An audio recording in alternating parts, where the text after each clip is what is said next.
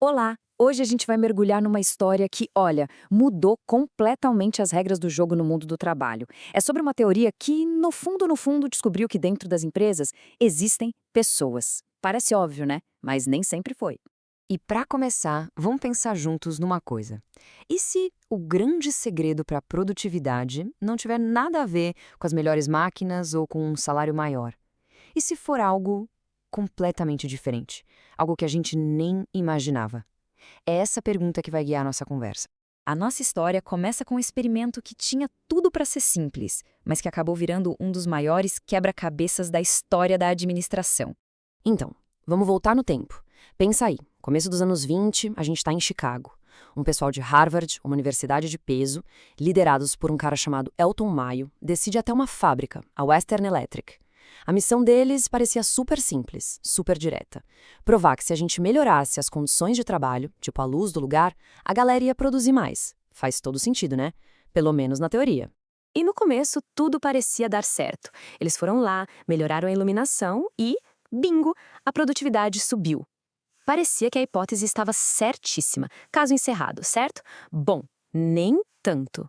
É exatamente aqui que a história dá uma virada e fica fascinante. Porque o que aconteceu logo depois desafiou simplesmente toda a lógica da época. Para ter certeza da teoria, eles resolveram fazer o contrário. Começaram a diminuir a luz, esperando que, obviamente, a produtividade fosse cair junto com a iluminação. Só que aí, o que acontece é o que ninguém esperava. Tipo, o impensável mesmo. A produtividade, em vez de cair, continuou subindo. De novo, imagina a cara dos pesquisadores. Não fazia o menor sentido.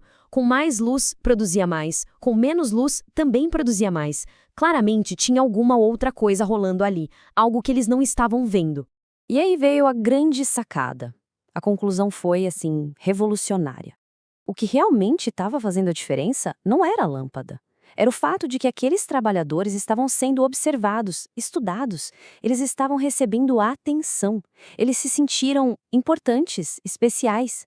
E foi isso, essa atenção, que fez a produção disparar. Essa descoberta, que veio quase por acaso, acabou dando origem a um jeito completamente novo de enxergar a administração. Uma verdadeira revolução, de verdade. Foi aí que nasceu a teoria das relações humanas. A ideia central é até simples, mas muito poderosa. O foco da gestão não pode ser só na tarefa, na máquina, na estrutura. Tem que ser nas pessoas, naquilo que nos motiva de verdade, nos fatores psicológicos e sociais. Isso foi uma quebra de paradigma total. A visão antiga do tal Homo economicus era de que o trabalhador só se movia por dinheiro.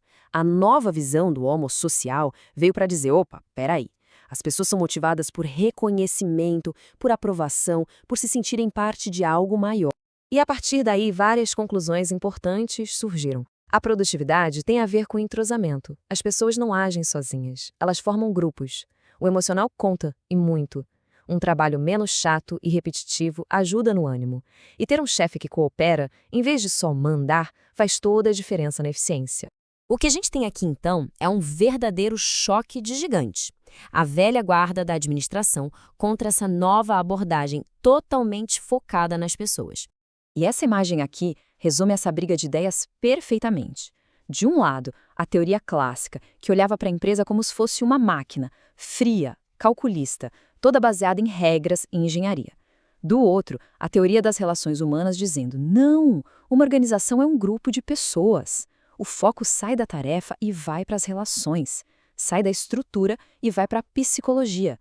É uma virada de chave completa. Mas, claro, como toda grande ideia, ela não era perfeita. A teoria das relações humanas também levou muita crítica, e algumas bem pesadas. Os críticos não perdoaram. Eles diziam que a teoria era meio ingênua, achando que um trabalhador feliz é sempre um trabalhador produtivo. Que ela deu importância demais para os grupinhos de amigos, esquecendo da organização formal. E uma crítica fundamental. Ela partiu do princípio de que o interesse da empresa e do funcionário é sempre o mesmo. E a gente sabe que nem sempre é, né? Então, sim, a teoria tinha lá seus defeitos. Talvez fosse um pouco romântica demais, é verdade. Mas o legado que ela deixou é inegável. Ela obrigou o mundo da administração a finalmente enxergar o ser humano por trás de cada função.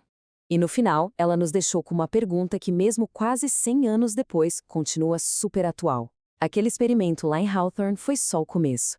A grande questão que fica até hoje é como a gente consegue criar empresas que não só buscam lucro e eficiência, mas que também respeitam e valorizam o nosso lado humano. Fica aí a reflexão.